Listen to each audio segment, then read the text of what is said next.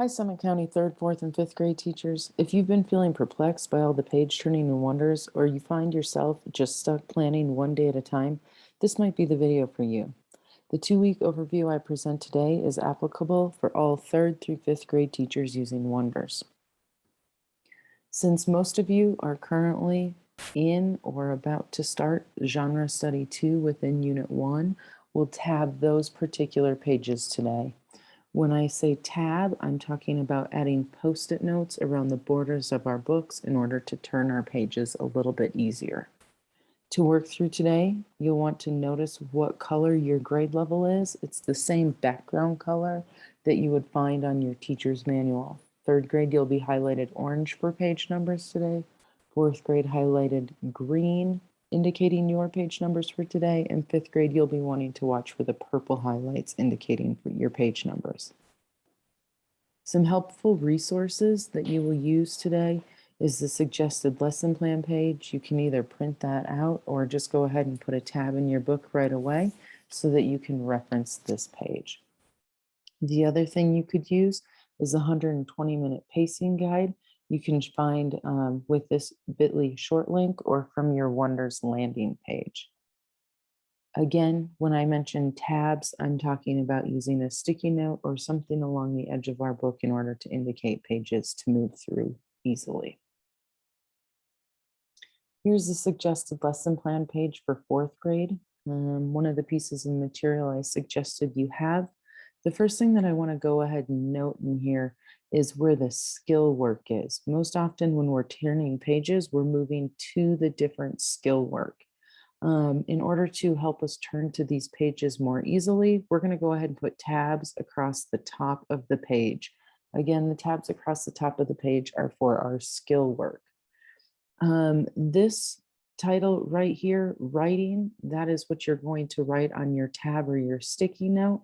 And then 3rd grade, you will put your writing sticky note at the top of page 152.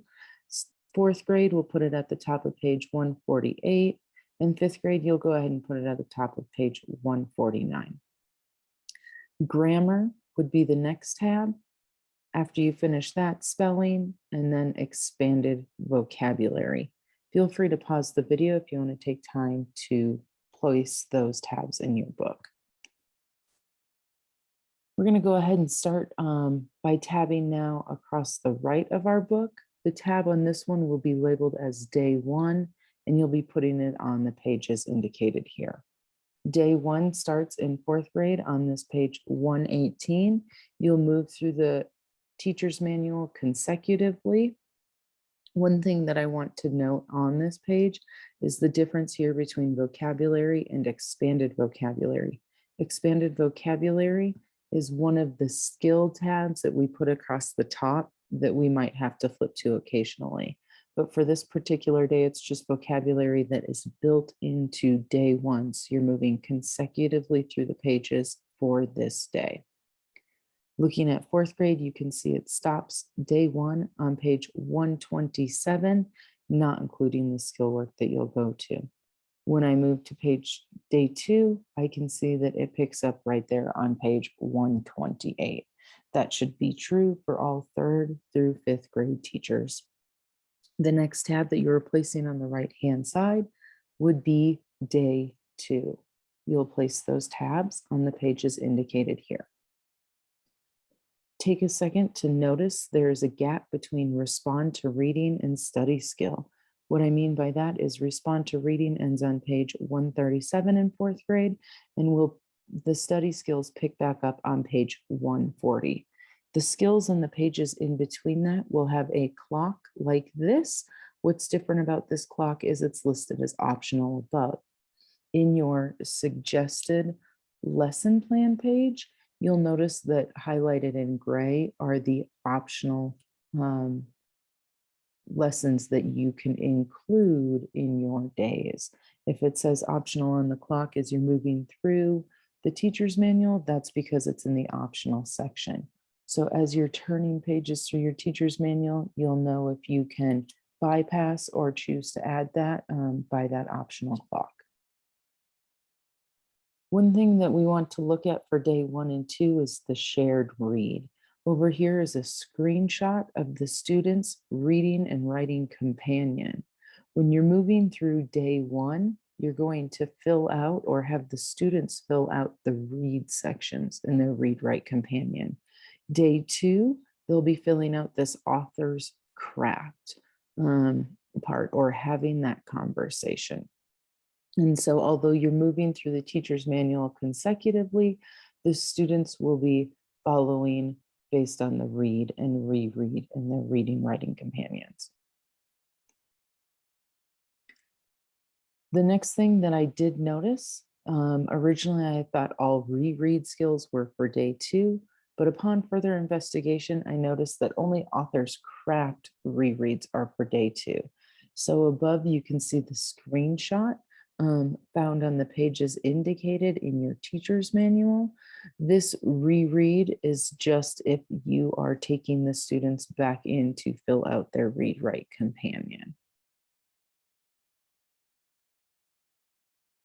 Day 3 through 6 in your teacher's manual is all going to be your anchor text. On that page, it starts on in 3rd grade 145, continuing 4th and 5th grade 141. You're going to go ahead and label that tab or post-it note as anchor text. And these numbers right here indicate the day. So I write 3 through 6, knowing that every single day on day 3, 4, 5, and 6, I am going to start at this tab. The difference between the two when you're moving through your teacher's manual is that on day 3 and 4, you're going to follow the read indicators. On day 5 and 6, when you're going back through those pages, you're following the reread. Let's take a second to look at the suggested lesson plan guide. What you'll notice is that the read the anchor text in day 3 and 4 are the exact same pages. That's why we labeled it for day 3 through 6. The next thing you'll notice is that take notes about the text is also the exact same material. Taking notes about the text is going to happen while you and the students are reading through this anchor text.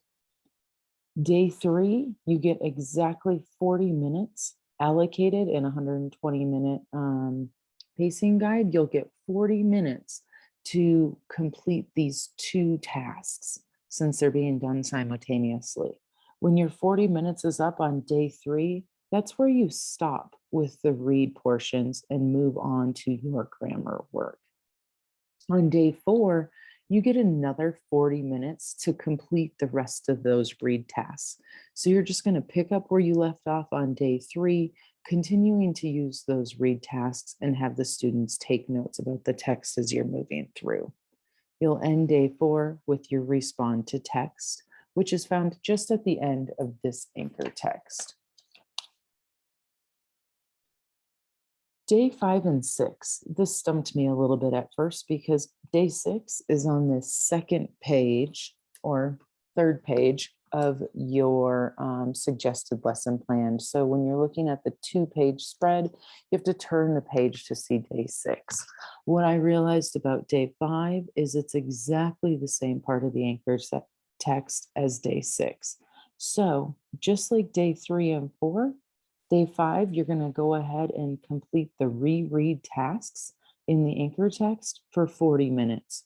When your 40 minutes time is up, you just stop there for the day and move into the writing task. On day 6, you pick up exactly where you left off and you'll have another 40 minutes to complete that task.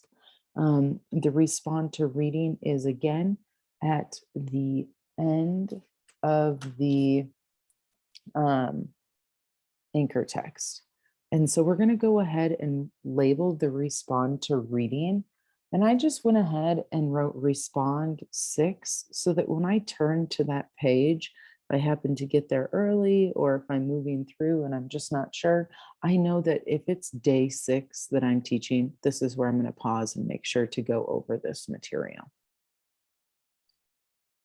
All right, moving forward into day 7 and day 8. Again, we have a story that's going to be covered over a 2-day time period.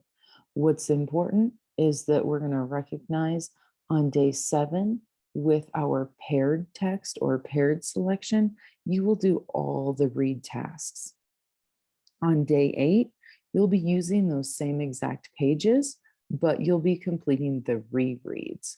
Go ahead and notice that they have those same page numbers and that this is different than the shared read, but similar to the anchor text.